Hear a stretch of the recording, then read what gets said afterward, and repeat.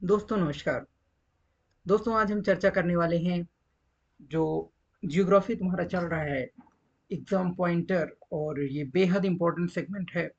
और जो है 5 लेक्चर हो चुके हैं। मैं उम्मीद करता हूँ वो लेक्चर काफ़ी पसंद आए होंगे, क्योंकि पॉइंटर है और ये एग्ज़ाम पॉइंट ऑफ व्यू से वेरी वेरी इंपॉर्टेंट है। इससे लगभग ये पूरा कराते हुए लगभग जब आप कंप्लीट करेंगे तो आपको लगेगा आप गागर में सागर भरने का काम कर रहे हैं। लगभग 1 लाख क्वेश्चन आपके तैयार होंगे। साथ में ये ड्रेनेज सिस्टम क्या है, आइए जानते हैं ड्रेनेज सिस्टम। देखिए, ड्रेनेज सिस्टम का अभिप्राय ड्रेनेज सिस्टम का अभिप्राय क्या होता है, किसी एक निश्चित क्षेत्र में क्या है, किसी निश्चित क्षेत्र में जल के प्रवाह के लिए नदियों के तंत्र से है। और इसके अंतर्गत एक मुख्य नदी और उसकी सहायक नदियों द्वारा जल को एक दिशा प्रदान करती है। आप समझ रहे हैं ड्रेनेज सिस्टम क्या है, कि नदियों का जो बहाव है, जो पानी, जो उसकी सहायक नदियां हैं, वो जो आपस में जल का प्रवाह करती हैं, उनके द्वारा जो एक दिशा प्रदान होती है, वो ड्रेनेज सिस्टम कहलाता है, अफवाह तंत्र कहलाता है। देखिए, वाहिकाओं के माध्यम निश्चित वाहिकाओं के माध्यम से जल प्रवाह हो रहे जल प्रवाह को अफवाह कहा जाता है, अपवाह कहा जाता है। ठीक है, इन वाहिकाओं के जल को अपवाह तंत्र कहते हैं। देखिए, बड़ी नदियों के जल ग्रहण क्षेत्र को क्या कहते हैं, नदी द्रोणी कहते हैं। अगर बड़ी नदियां हैं तो उनके जल ग्रहण क्षेत्र को क्या कहा जाता है, द्रोणी कहा जाता है। और यदि छोटी नदियों या नालों द्वारा अपवाहित क्षेत्र होता है, उसको क्या कहा जाता है, संभर कहा जाता है, जल संभर कहा जाता है। अपवाह तंत्र निर्धारित तत्व कुछ जो कि वेरी इंपॉर्टेंट है, यानी कि ये होना चाहिए तभी अपवाह तंत्र होगा।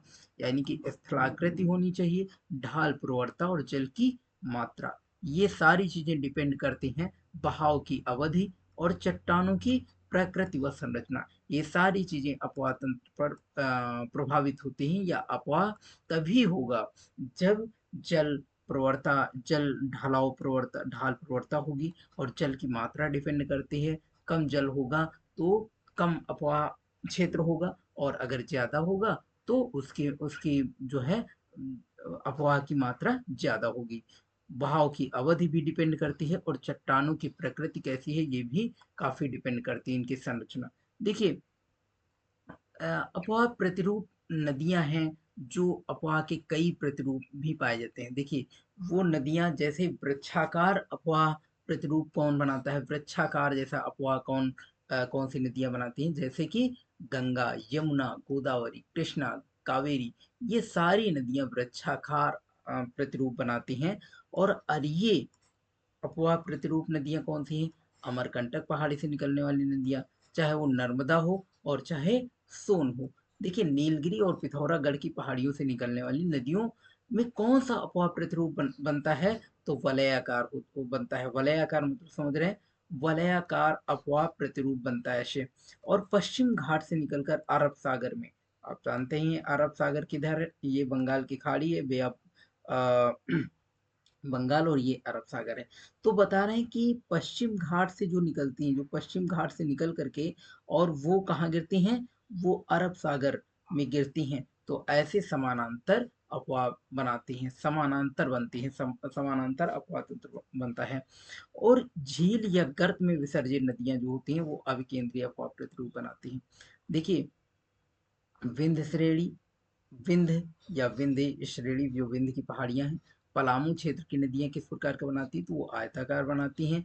और मुख्य नदियां एक दूसरे के समानांतर बहती हों, यदि जब मुख्य नदियां एक दूसरे के समानांतर बहती हों तो उनके सहायक नदियां हमेशा समकोण प्रकार की हों, और ऐसे प्रतिरूप जब बनाती हैं तो उसको क्या कहा जाता है, उसको कहा जाता है जाली नुमा अपवाह तंत्र।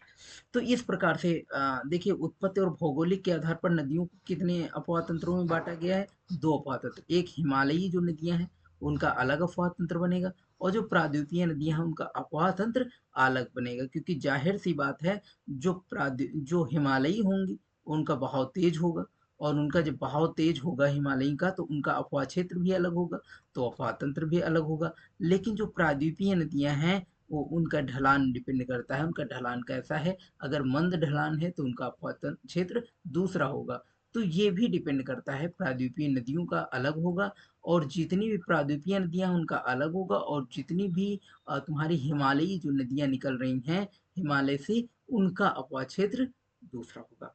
आइए जानते हैं। हम देखते हैं कि जो है अनुवर्ती समकोण पर जाने वाली नदियाँ कौन-सी हैं, क्या कहलाती हैं? तो आपने देखा कि परवर्ती नदियाँ कहलाती हैं।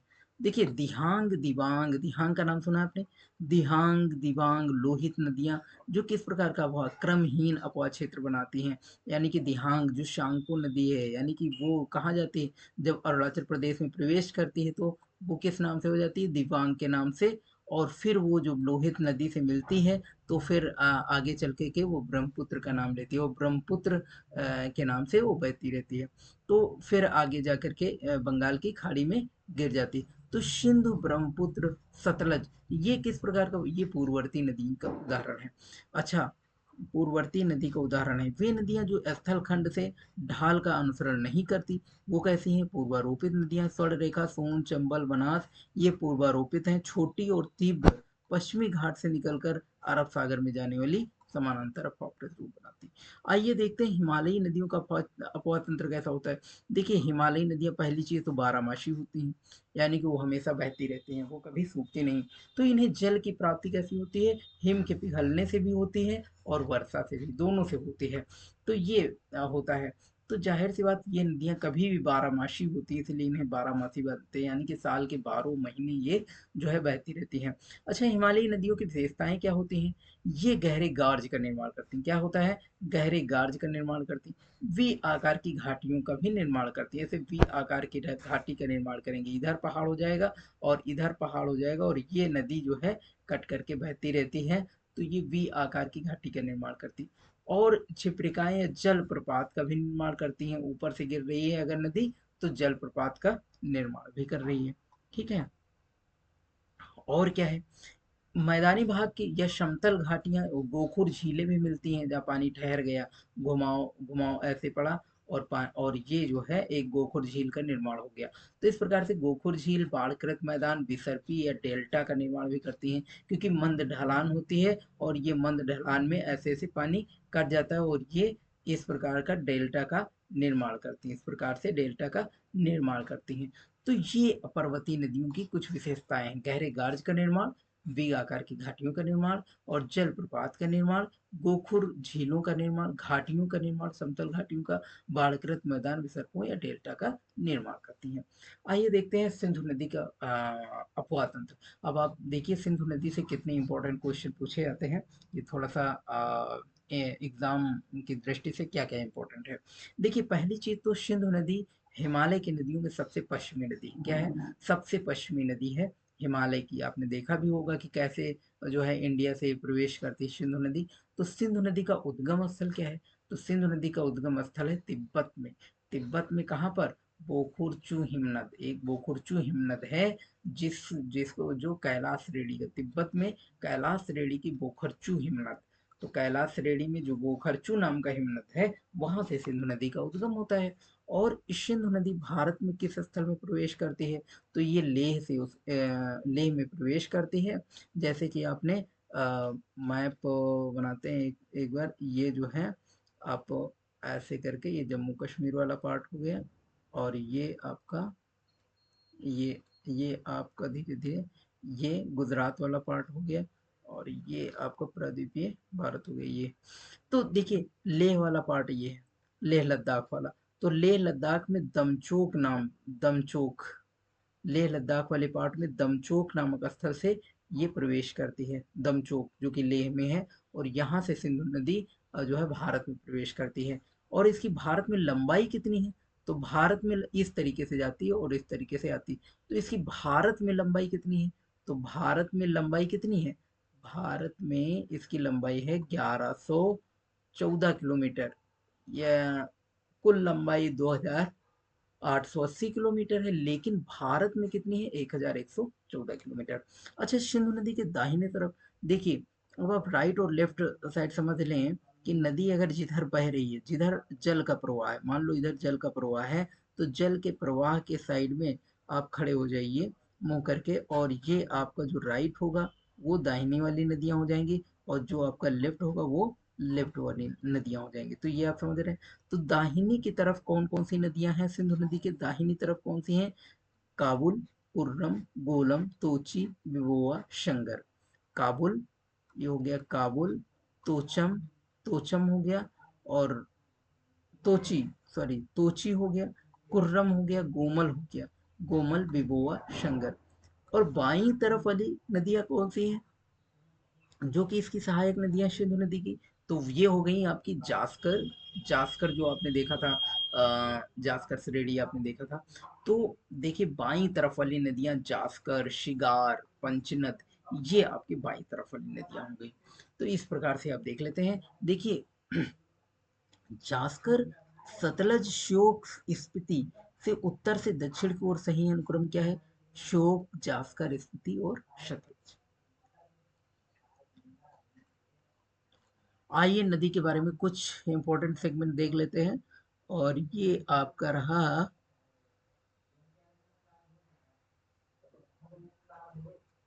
ये आपका चित्र है जो कि आप अच्छे से समझ पाएंगे यहाँ पर नदियाँ। तो देखिए ये आपकी तिब्बत वाला क्षेत्र है, ये एरिया तिब्बत वाला क्षेत्र है।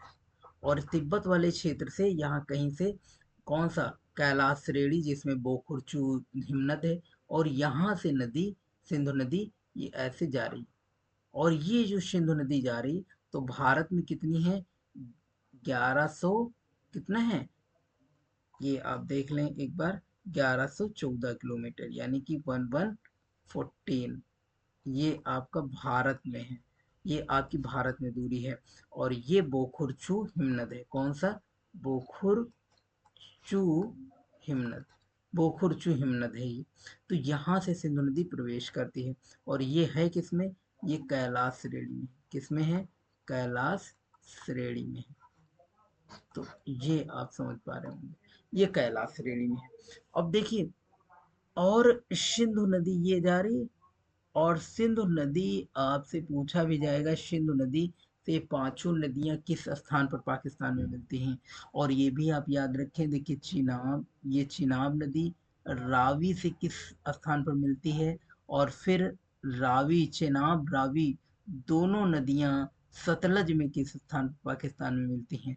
ये आप पॉइंट आप देख करके आना मैप के माध्यम से। और ये आपका सतलज नदी है, ये आपकी सतलज नदी है। तो झेलम, चेनाब, रावी। देखिए चिनाब और रावी, और ये कौन सी? सतलज। तो चिनाब, रावी, ये दोनों नदियां जहाँ मिलती हैं, ये दोनों नदियां सतलज में एक स्थान पर मिलती हैं। फिर ये आगे जाके सिंधु से मिलती हुई ये पाकिस्तान में, पाकिस्तान में चली जाती, पाकिस्तान की ओर चली जाती। तो देखिए ये सिंधु नदी का अफवाह तंत्र है। और इधर आप देख रहे हैं, थोड़ा सा एक बार ये समझ लें, इसके बाद में हम हल्का फुल्का समझ लें। और इसके बाद हम जब कराएंगे नदियां तो आप अच्छे से समझ पाएंगे। देखिए ये जो है, ये आपका गंगा नदी का अफवाह तंत्र है। ये आपका, ये आपकी गंगा नदी है। और गंगा नदी आप देख रहे हैं, ये गंगा नदी पूरी बंगाल की खाड़ी में जाके चली जाती है। और देखिए गंगा नदी से की सबसे बड़ी सहायक कौन है? यमुना नदी है। और यमुना नदी की सबसे, यमुना नदी में कौन सी नदियां मिलती हैं? चंबल, सिंध। किसकी तरफ से? बाएं तरफ से या दाएं तरफ से? अब देख रहे हैं दाएं तरफ से मिलती है ना। तो ये जो है चंबल, सिंध। और ये नदी आपकी बेतवा नदी है, जो कि बेतवा नदी कहाँ पर मिलती है? पटना में मिलती है, आपके बिहार, पटना वाला। और फिर ये आपका सोन नदी मिलती है, हाँ सर, सोन, सोन नदी, एक बार इसको कंफर्म, हाँ सोन नदी जो है ये जाती है, सोन नदी भी गंगा में मिलती है। और ये सोन नदी, सॉरी सोन नदी से पटना में मिलती है, बिहार के। तो ये आप याद रखेंगे, ये बंगाल की खाड़ी में गिर जाती है। और इसकी सबसे बड़ी सहायक नदी कौन सी? यमुना। यमुना की सहायक चंबल, सिंध, बेतवा, केन, है ना। केन ये जो है, ये केन, ये सारी नदियां यमुना की सहायक है। और यमुना जाकर के गंगा में मिल जाती है। और आप देख रहे हैं महानदी, उड़ीसा की महानदी या डेल्टा का निर्माण करती है। तो इस प्रकार से ये नदियां हैं। और ये जो दो नदियां आप देख रहे हैं, नर्मदा, ये नर्मदा है। और ये माही, यही दो नदियां हैं जो एस्चुरी का निर्माण करती है। ये अरब सागर में गिरती है, ये पश्चिम की ओर बहती हैं। और ये बाकी सारी नदियां डेल्टा का निर्माण करती हैं, लेकिन ये एस्चुरी का निर्माण करती हैं। और ये माही नदी आप देख रहे हैं, माही नदी जो है कर्क रेखा को 2 बार काटती है, कर्क रेखा को 2 बार काटती माही नदी। वेरी इंपॉर्टेंट है। ये आपकी साबरमती नदी है। तो देखिए कर्क रेखा को 2 बार काटती है माही नदी। और लिम्पोपो नदी, कांगो, जायरे नदी, ये आप दोनों बताएंगे कि किस रेखा को काटती हैं। ठीक है, तो देखिए ये इस प्रकार से आप देख रहे हैं गोदावरी और कृष्णा नदी। और इस प्रकार से आप देख रहे हैं ये कच्छ वाले क्षेत्र में, कच्छ केरन वाले क्षेत्र में लूनी नदी ये देखिए बह रही है। और ये कच्छ के क्षेत्र में जाकर के विलुप्त हो जाती है। तो ये सारी नदियाँ, ये प्रायद्वीपीय भारत की नदियाँ हैं। कावेरी नदी, ये देखिए ये जो कावेरी नदी बूढ़ी गंगा कहलाती है, ये कावेरी नदी दक्षिणतम जो दक्षिणतम, सबसे दक्षिणतम नदी है। और ये उड़ीसा की महानदी है। और ये आपकी कृष्णा नदी है जो आंध्र प्रदेश से निकलती है, आंध्र प्रदेश में जाती है, डेल्टा बनाती है आंध्र प्रदेश से होकर के। तो कृष्णा नदी है। और गोदावरी, पेन गंगा नदी, ये सारी नदियां हैं। आइए देखते हैं एक एक नदी के बारे में हम विस्तार से पढ़ते हैं और देखते हैं किन नदियों से ज़्यादा क्वेश्चन पूछे जाते हैं। तो सबसे पहले तो कुछ चीज़ें देखिए इंपॉर्टेंट कि पंच नदियां कौन सी, वही रावी, सतलज, ब्यास, है ना। तो पंच नदियां आपस में सिंधु से कहाँ मिलती हैं, तो पाकिस्तान में मीठानकोट पर मिलती हैं। देखिए आ गई वही बात, हमने कहा था पांचों नदियां सिंधु में किस स्थान पर संगम बनाती हैं। तो ये आप देख रहे हैं पांचों नदियां किस स्थान पर, ये है, ये पठानकोट है। ये पठानकोट है जहाँ पर आपस में पांचों नदियां कौन सी, सिंधु, झेलम, चिनाब, रावी, सतलज, ये पांचों नदियां यहाँ पर मिल रही पाकिस्तान के पठानकोट में। तो ये बात आप याद रखेंगे, पठानकोट ऐसा चीज है, ओ सॉरी पठानकोट नहीं, मीथनकोट, है ना। तो मीथनकोट को पठानकोट से आप याद लिंक कर सकते हैं। तो देखिए मीठनकोट एक ऐसा स्थान है जहाँ पर पांचों नदियां आपस में मिलती हैं। देखिए पंचनद में कौन सी नदियां शामिल हैं, तो सतलज, व्यास, रावी, चेनाब, झेलम, यही नदियां हैं। अब देखिए लेह, लेह सिंधु नदी के किस तट पर अवस्थित है, दाहिने तट पर अवस्थित है। यानी कि लेह जो गुजरती है, तो ये लेह ऐसे होकर के जाती है और यहाँ इधर साइड में लेह निकल जाता है, दाहिने साइड में पड़ता है। देखिए सिंधु नदी जल समझौते के अनुसार भारत में कितने प्रतिशत जल का उपयोग किया जाता है, तो सिंधु नदी का 20% ही जल उपयोग कर सकते हैं भारतवासी। सिंधु सबसे बड़ी सहायक नदी कौन सी है, तो सिंधु की सबसे बड़ी सहायक नदी कौन सी है, चिनाब, जिस पर विश्व का हाईएस्ट ब्रिज, आप लोग समझ रहे होंगे, हाईएस्ट ब्रिज भी उपस्थित है, यानी कि विश्व का सबसे ऊंचा पुल जो कि चिनाब नदी पर बन रहा है, बन चुका है। तो ये भी आप बात याद रखेंगे। देखिए झेलम, झेलम नदी विशेषता, प्रमुख दोआब क्या है, सिंधु सागर दोआब, सिंधु झेलम, चास दोआब, झेलम, चेनाब, इस प्रकार से याद, चास दोआब, चा से क्या, झेलम, और चिनाब, चा से चिनाब, झा से झेलम। देखिए रचना, रा से रावी, और चना से चिनाब, बारी, बा से ब्यास, रा से रावी, बिस्त, बिस्त में बा से ब्यास, इस्त से सतलज। देखिए झेलम नदी का उद्गम स्थल क्या है, बेरीनाग के शेषनाग झील से। आपने देखा कि सिंधु नदी कहाँ से, कैलाश मानसरोवर, कैलाश के मानसरोवर से निकली, जहाँ महादेव जी, आप महादेव से लिंक कर सकते हैं कि महादेव जी का जो कैलाश श्रेणी है, तो कैलाश श्रेणी से सिंधु नदी निकलती है। और अब नाग से शेषनाग झील, और उनके नाग से आप कल्पना कर सकते हैं कि शेषनाग से आप क्या निकला है, शेषनाग जो बेरी नाग के निकट है, बेरी नाग के निकट, बेरी नाग के निकट है शेषनाग झील। कौन सी शेषनाग है, महादेव वाली शेषनाग, और यहाँ से निकली है झील। तो इस प्रकार से आप लिंक करके याद कर सकते हैं। देखिए बुलर झील में कौन सी नदी प्रवाहित होती है, जाहिर सी बात झेलम नदी बुलर झील से होकर के गुजरती है। किस बुलर झील से होकर के यह नदी प्रवाहित होती है। श्रीनगर में कौन सी नदी किसके किनारे बसा हुआ है, तो श्रीनगर झेलम नदी के किनारे बसा हुआ है। मंगला डैम का निर्माण किस नदी पर हुआ है, तो झेलम नदी पर हुआ है। तुलबुल और उरी परियोजना कहाँ चलाई जा रही है, झेलम में चलाई जा रही। कौन सी परियोजना चलाई जा रही? तुलबुल और उरी परियोजनाएं किस नदी पर चलाई जा रही? झेलम नदी पर। तो झेलम नदी पर दो परियोजनाएं भी चलाई जा रही। तो जाहिर सी बात है, जो नदी आप पढ़ रहे हैं, तो उसमें दो चीजें इंपॉर्टेंट रखें। एक परियोजना वहां कौन सी चलाई जा रही, उस नदी पर कौन सी परियोजना चलाई जा रही। दूसरा, उसका उद्गम कौन सा है। और तीसरा, अगर आप सहायक नदियां कुछ इंपॉर्टेंट, या उस पर बांध, उद्गम और बांध कौन से हैं। तो ये चीज आप याद रखेंगे। तो देखिए, झेलम झेलम किस नदी, झेलम पर मंगला डैम बना हुआ है। तो मंगला डैम कहाँ पर बना हुआ है? झेलम नदी पर। तुलबुल और उरी परियोजनाएं भी झेलम पर चलाई जा रही। मुजफ्फराबाद के मीरपुर मुजफ्फराबाद से मीरपुर तक भारत पाक सीमा को जोड़ती है। भारत पाक सीमा मुजफ्फराबाद से लेकर के मीरपुर तक भारत पाक सीमा का निर्धारण कौन सी नदी करती है? झेलम नदी करती है। देखिए, बास मंगल क्या है? तो पाकिस्तान में पूर्व जब प्रवेश करती, उससे पूर्व ही झेलम नदी एक निशान छोड़ जाती है, ये गहरी घाटी छोड़ जाती है, या प्रवेश करने से पूर्व गहरी घाटी का निर्माण करती है।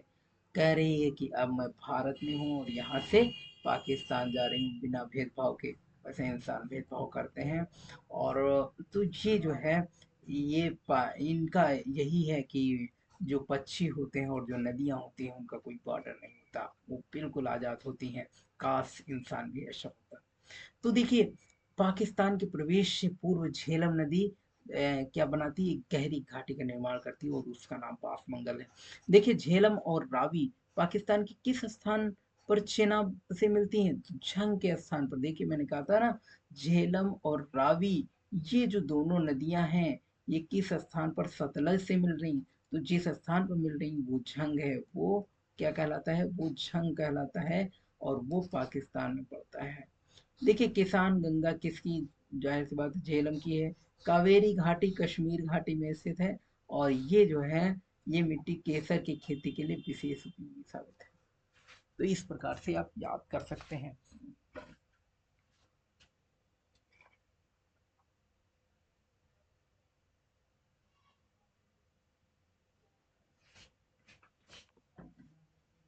आइए दोस्तों, चेनाब नदी की ओर चलते हैं, है ना। तो आप लोग समझ रहे होंगे, मुझे पूरी उम्मीद है। और अब आप चलते हैं चेनाब नदी की ओर। देखिए, चेनाब नदी क्या है? चेनाब नदी से कितने इंपॉर्टेंट पॉइंट पूछे जा रहे हैं। जाहिर सी बात है, चेनाब को हिमाचल प्रदेश में किस नाम से जानते हैं? चंद्रभागा के नाम से जानते हैं। क्योंकि जाहिर सी बात है, ये जो है, अच्छा, एक चीज और भी है। ये किस नदी, इसका उद्गम स्थल क्या है? इसका उद्गम स्थल है बड़ा लाचा। यानी कि एक बड़ा कोई लाचा है, बड़ा लाचा। और ये जो है, वहां से उद्गम होता है। अब आप यही कल्पना कल्पना करेंगे, तो बड़ा लाचा एक दर्रा है, क्या है? पास है, एक एक पास है, और जिससे होकर के इस नदी का उद्गम होता है। और इसमें नदियां दोनों कौन सी? चंद्र और भागा। इन दोनों नदियों के मिलने से चेनाब की उत्पत्ति होती है, यूं आप समझे। यानी कि चंद्र और भागा इस प्रकार से यहाँ मिलती हैं, और ये प्रवेश करती हैं, तो ये चेनाब का जन्म हो जाता है। ये चेनाब नदी इसको कहते हैं। कौन सी? चंद्र और भागा। अब अब चंद्र और भागा का उद्गम स्थल आप भी देख लीजिए। देखिए, कौन सा है?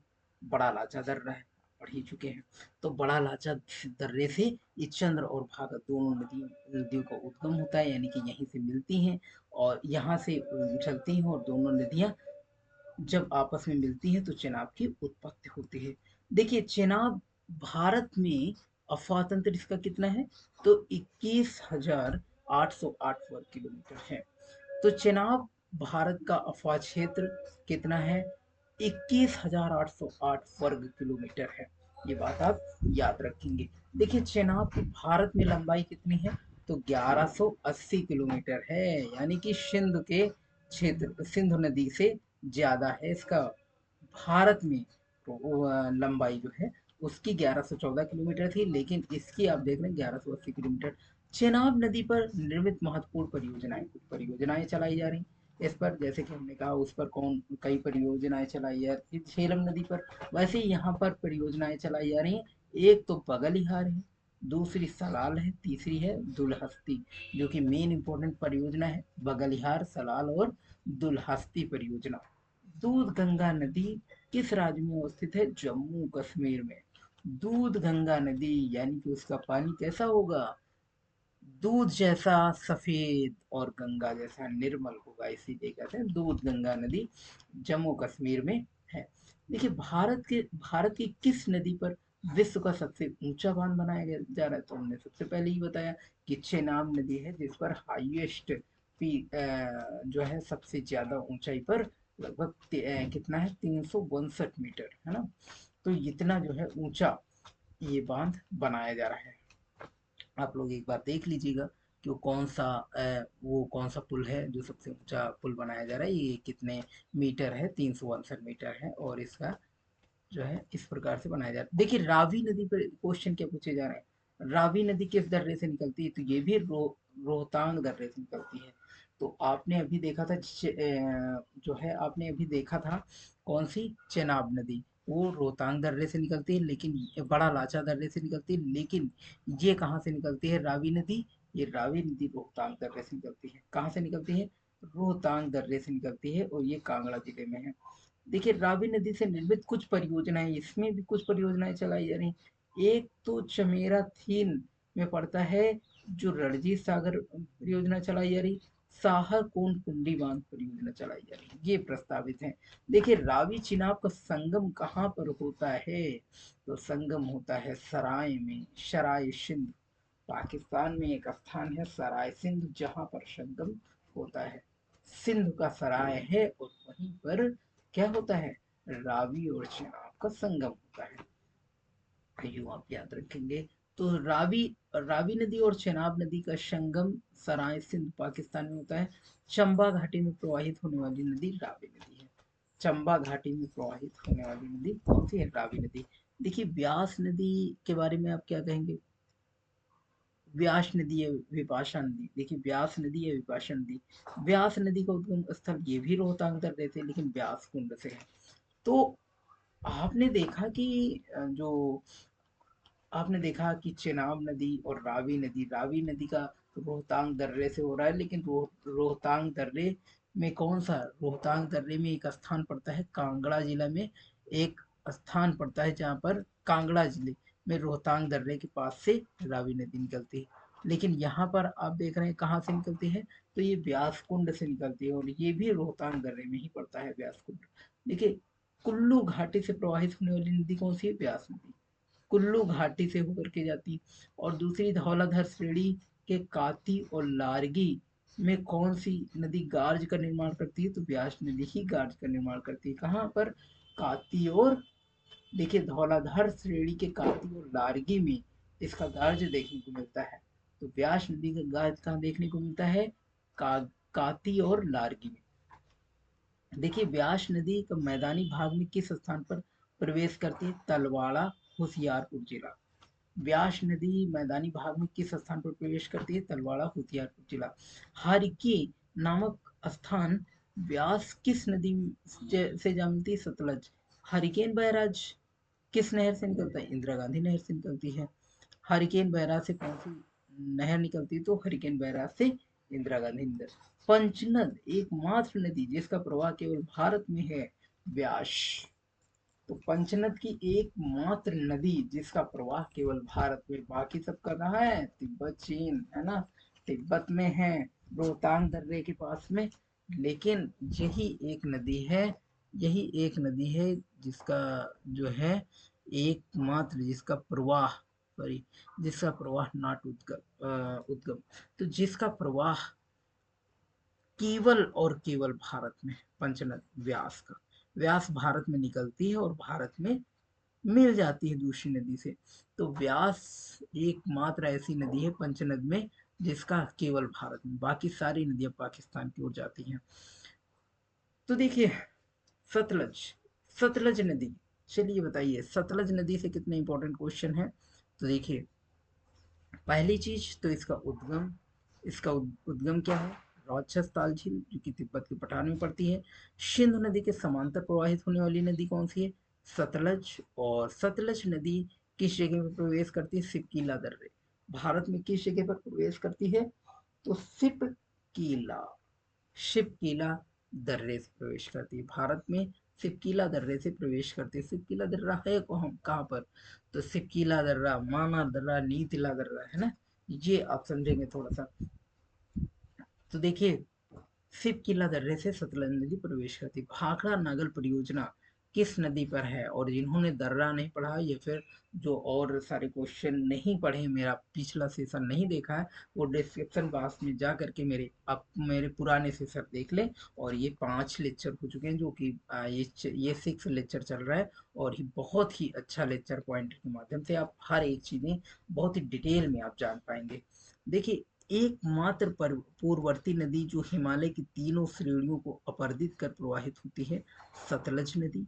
सतलज नदी। और दूसरा चीज, फिरोजपुर के फजिल्का पंजाब के बीच भारत पाक सीमा से होती हुई कौन सी नदी प्रवाहित होती है? सतलज नदी बहती है। ये चीजें हैं। देखिए, ब्रह्मपुत्र नदी का अफवाह तंत्र। ब्रह्मपुत्र नदी का अफवाह तंत्र, ब्रह्मपुत्र नदी का उद्गम स्थल चेमांग युंगडुंग हिमानी। क्या? चेमा युंगडुंग हिमानी मानसरोवर क्षेत्र।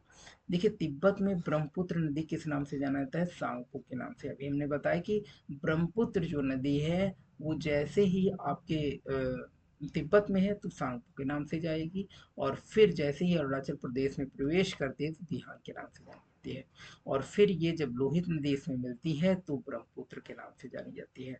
तो इस प्रकार से आप समझेंगे कि तिब्बत का ब्रह्मपुत्र, तिब्बत में ब्रह्मपुत्र किस नाम से जानी थी? तो सांगपो के नाम से जानी थी। सांगपो, यार्लुंग का अर्थ है शुद्ध करने वाला। क्या अर्थ है? शुद्ध करने वाला।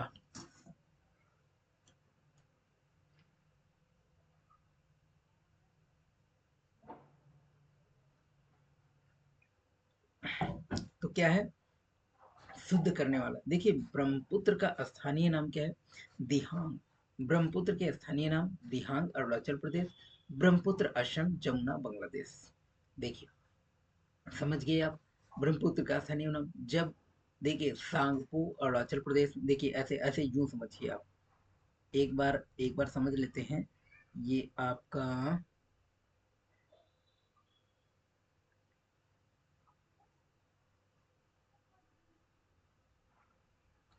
जो आप समझेंगे थोड़ा सा, ये इंडिया मैप, ठीक है। ये इंडिया हो गया आपका। अब देखिए, जैसे ही अरुणाचल, ये तिब्बत वाला पार्ट है, चीन वाला पार्ट, यहाँ पर सांगपो के नाम से नदी जानी जाती है। क्या? सांगपो के नाम से।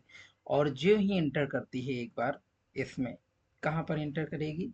ये आपकी क्या है? सांगपो के नाम से जानी, तो जहाँ ही इंटर करेगी असम, असम अरुणाचल प्रदेश में, तो इसका नाम बदल जाता है और जिसका नाम हो जाता है दिहांग। क्या नाम हो जाता है? दिहांग।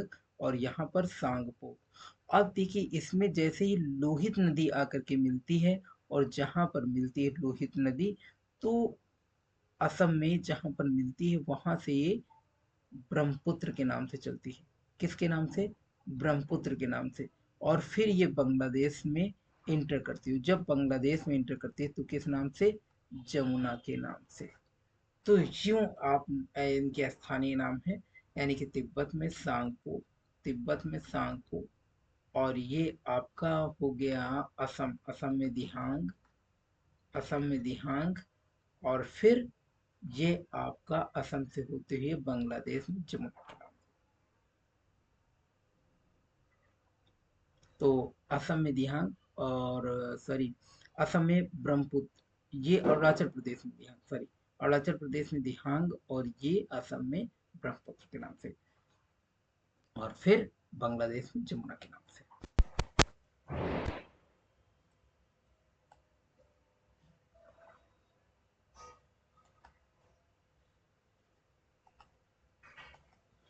देखिए, दिहांग नदी ब्रह्मपुत्र नाम से कब जाना जाता है? दिबांग और लोहित नदी के मिलने से, जाहिर सी बात है। दिहांग नदी को ब्रह्मपुत्र के नाम से जाना जाता है।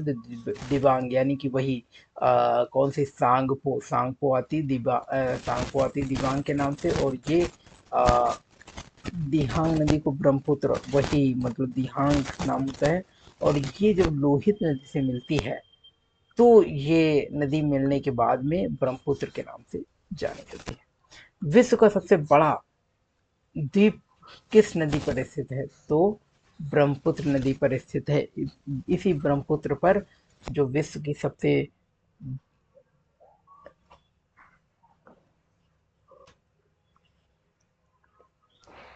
तो विश्व का सबसे बड़ा नदी द्वीप किस नदी पर स्थित है? तो ब्रह्मपुत्र नदी पर, और उसका क्या नाम? माजुली।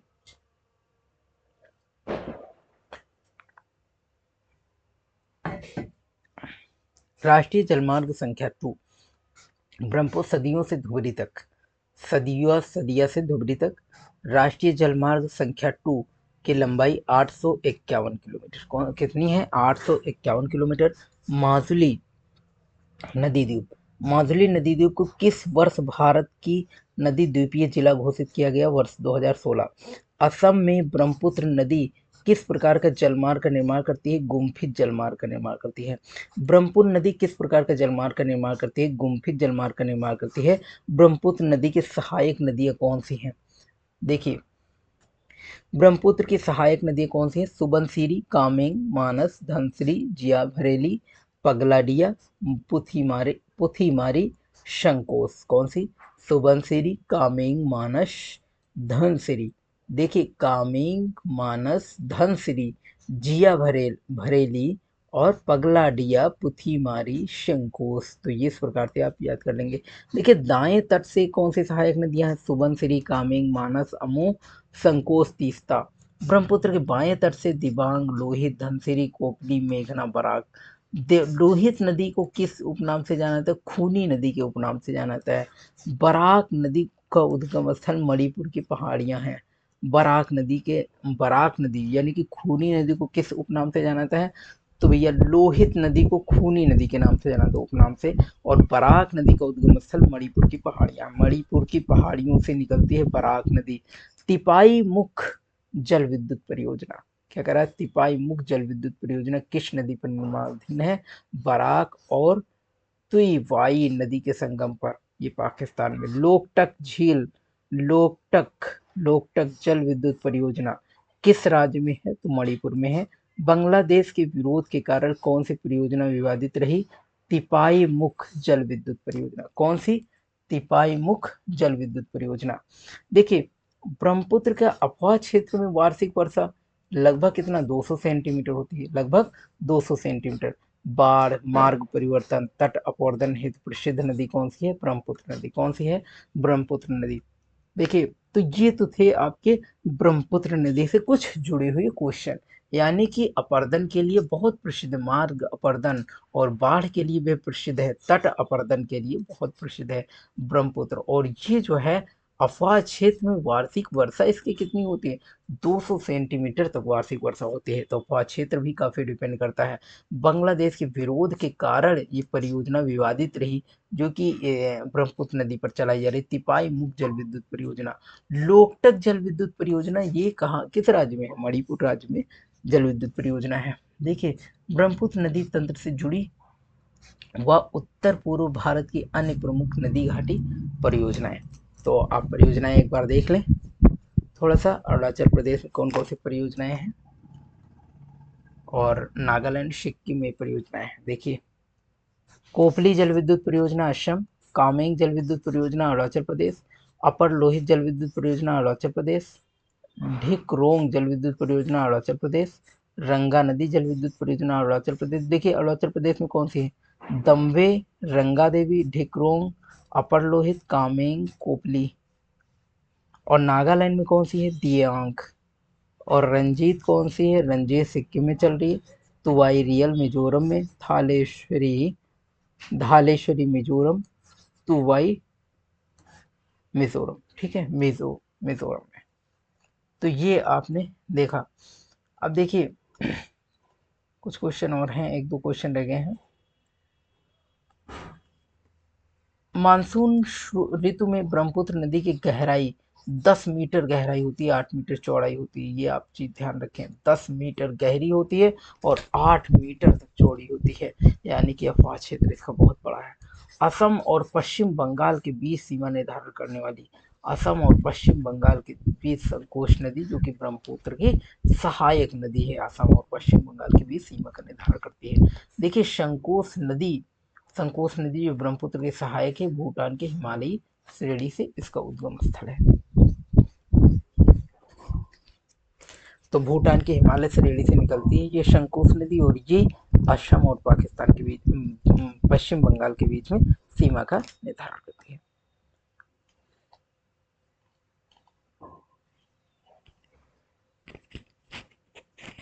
आइए देखते हैं गंगा नदी का अफवाह तंत्र। गंगा नदी का अफवाह तंत्र, देखिए गंगा नदी का अफवाह तंत्र, गंगा नदी शतोपथ हिमानी से निकली, अलकनंदा गोमुख के निकट गंगोत्री हिमनद से निकली, भागीरथी देवप्रयाग से मिलने के बाद संयुक्त रूप से इस नदी का जन्म होता है गंगा नदी। ये बद्रीनाथ मंदिर किस तट पर स्थित है? अलकनंदा तट पर स्थित है। देखिए गंगा नदी का अफवाह क्षेत्र आप ऐसे नहीं समझ पाएंगे, एक प्रकार से यूं समझें कि अगर आप बेसिक तरीके से अगर आप समझना चाहते हैं तो इस प्रकार से आप समझ सकते हैं। एक बार ध्यान से देखिएगा। देखिए एक आपका ये जो ग्लेशियर है, देखिए शतोपथ, एक शतोपथ हिमानी से निकली है अलकनंदा। कहाँ से? शतोपथ ग्लेशियर से निकली है अलकनंदा। कौन सी? अलकनंदा। और गोमुख के निकट गंगोत्री हिमनद से निकली, गंगोत्री हिमनद से निकली भागीरथी। कौन सी? भागीरथी। ये देवप्रयाग में, कहाँ पर? ये देवप्रयाग में मिल जाती हैं, देवप्रयाग में मिलती हैं, ये देवप्रयाग में मिलती हैं, और देवप्रयाग से जब मिल करके चलती है तब इसका नाम गंगा पड़ता है। समझे आप? यानी कि शतोपथ ग्लेशियर, एक तो शतोपथ ग्लेशियर और दूसरा आपका गंगोत्री ग्लेशियर। शतोपथ ग्लेशियर से अलकनंदा, गंगोत्री ग्लेशियर से भागीरथी, और ये दोनों आपस में देवप्रयाग में मिलती हैं और गंगा के नाम से चलती हैं। संयुक्त रूप से गंगा नदी का जन्म होता है। देखिए ब्रह्मपुत्र मंदिर, बद्रीनाथ मंदिर किस नदी पर स्थित है? तो अलकनंदा, इसी अलकनंदा पर बद्रीनाथ मंदिर की स्थापना हुई। देखिए इसी अलकनंदा पर जो है बद्रीनाथ की स्थापना हुई है। बद्रीनाथ मंदिर की गंगा के बाएं तट से मिलने वाली प्रमुख नदियां। अब आप देखिए गंगा नदी जैसे मान लो जा रही है, तो ये आपकी गंगा नदी है और बायां तट ये अफवाह क्षेत्र हो गया, और इसका राइट साइड आप अफवाह क्षेत्र से आप लीजिए, जिधर अफवाह क्षेत्र है उसका राइट साइड क्या होगा? ये आपका राइट हो गया और ये आपका लेफ्ट हो गया। तो इस प्रकार से आप देखेंगे तो इसके बाएं तट से मिलने वाली कौन सी नदियां हैं? रामगंगा, गोमती, घाघरा, गंडक, भागमती, कोशी, महानदी। और गंगा के दाहिने तट से मिलने वाली प्रमुख नदियां हैं यमुना, तामसा, सोन, टोंस, करनासा, पुनपुन, क्यूल। ये नदियां हैं। गंगा नदी के मैदान किस स्थान पर प्रवेश करती है? हरिद्वार पर। और केदारनाथ किस नदी के तट पर है? मंदाकिनी के तट पर है। भारत की सबसे बड़ी अफवाह क्षेत्र वाली नदी कौन सी है? गंगा नदी है। तो देखिए कानपुर, प्रयागराज, वाराणसी, पटना। कानपुर, प्रयागराज, वाराणसी, पटना। पटना में सोन नदी मिलती है, आपने बताया होगा। और देखिए कानपुर से होते हुए ये जाती है प्रयागराज, वाराणसी और पटना, और फिर गंगा नदी इनके किनारे बसे हुए ये शहर हैं। तो पटना, वाराणसी, प्रयागराज ये सब गंगा नदी के किनारे बसे हुए। और सबसे बड़ा शहर कौन सा है? कानपुर। देखिए गंगा नदी का में जल का प्रवाह अधिकतम कब होता है? तो अगस्त सितंबर के महीने में सबसे ज़्यादा प्रवाह होता है। सर्वाधिक लंबाई कितनी? 1450 यूपी में, यानी कि यूपी में गंगा की सर्वाधिक लंबाई कितनी? 1450। तो ये भी आप समझ सकते हैं कि सबसे ज़्यादा लंबाई यूपी में गंगा की है। गंगा नदी की सर्वाधिक लंबाई है यूपी में।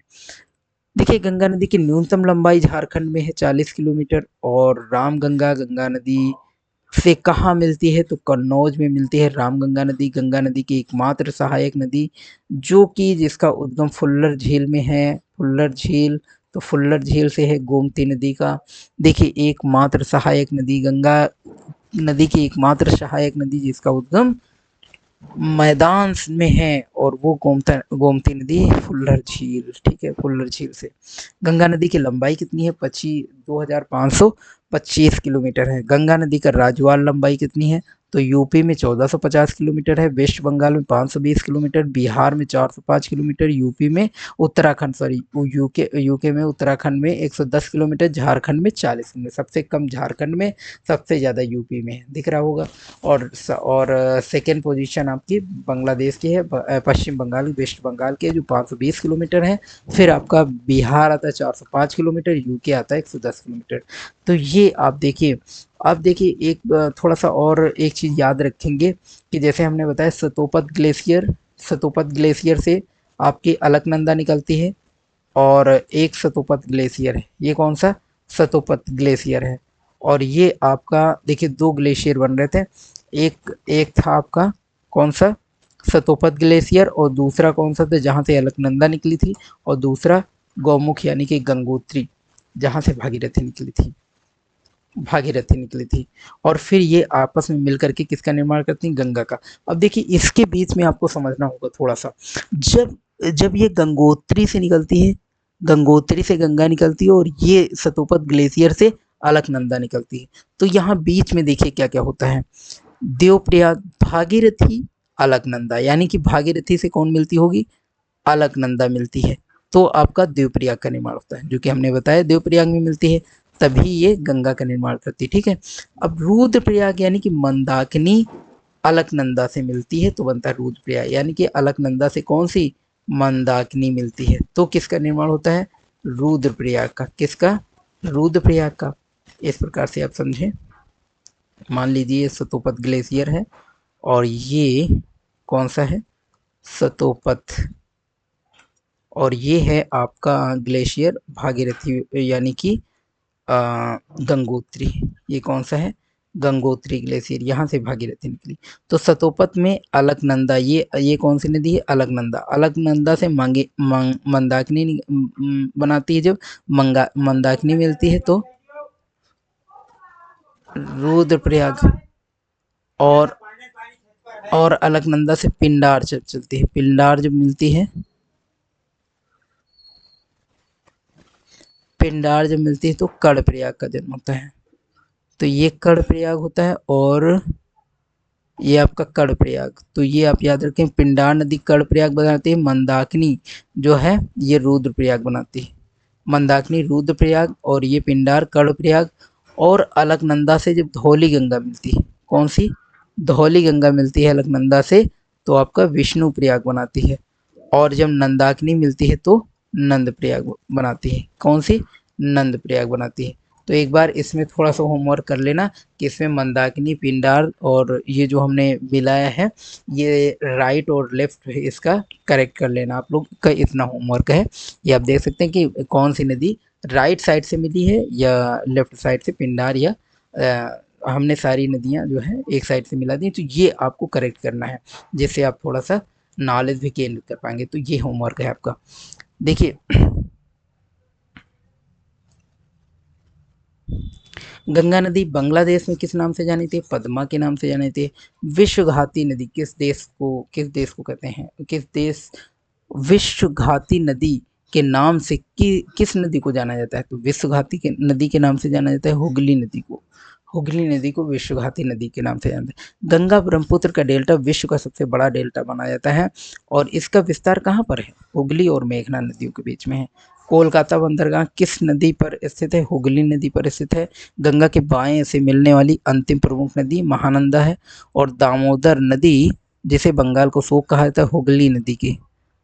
और राष्ट्रीय जलमार्ग संख्या 1 जो कि गंगा नदी प्रयागराज से हल्दिया तक, ये जो है राष्ट्रीय जलमार्ग है। तो आज के लिए साथियों सेशन इतना ही है, और अगला जो सेशन है जिसमें ड्रेनेज सिस्टम कुछ बचा हुआ है, तो ये ड्रेनेज सिस्टम आपका पार्ट 2 में पूरा हो जाएगा। साथियों इसी के साथ आपको चैनल आप देखें और दोस्तों को शेयर करें और सब्सक्राइब करें। बेहद इम्पोर्टेंट आप लोगों के लिए एग्ज़ाम पॉइंट ऑफ व्यू से बेहद इम्पोर्टेंट रहेगा। इसी के साथ थैंक यू।